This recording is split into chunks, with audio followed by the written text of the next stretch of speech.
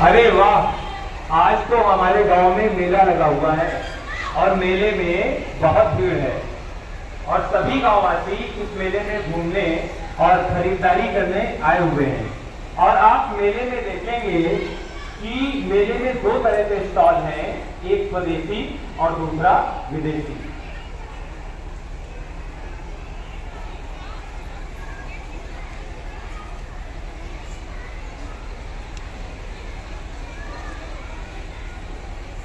लेकिन ये क्या, स्वदेशी स्टॉल पर कम लोग हैं जबकि विदेशी स्टॉल पर ज्यादा लोग। आखिर इसका क्या कारण है, क्या आप जानते हैं?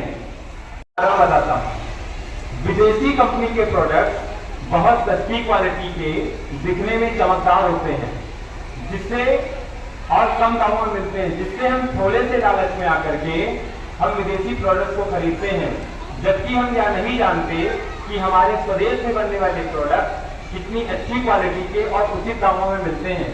लेकिन हमारे देश की भोली वाली जनता थोड़े से लालच में आकर के विदेशी प्रोडक्ट को खरीदती है और उस विदेशी धन का क्या दुरुपयोग होता है आगे के दृश्य में आप देखेंगे।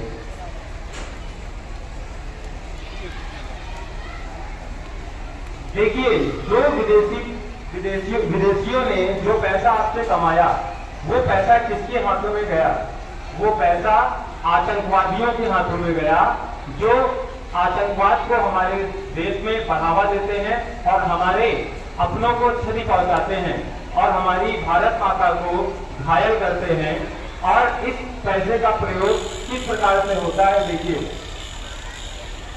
अरे ये क्या हुआ, हमारे लोग मार दिए गए और हमारे लोगों की सेवा और सहायता किसने की? हमारे अपनों ने, क्योंकि ये हमारे स्वदेशी, हमारे देशी।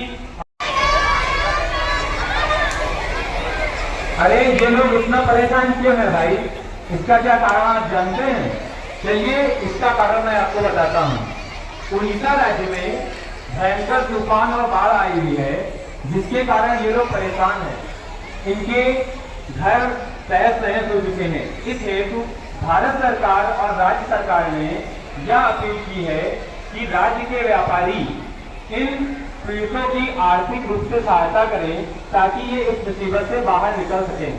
अब देखिए आगे के दृश्य में आपको क्या दिखाई देता है।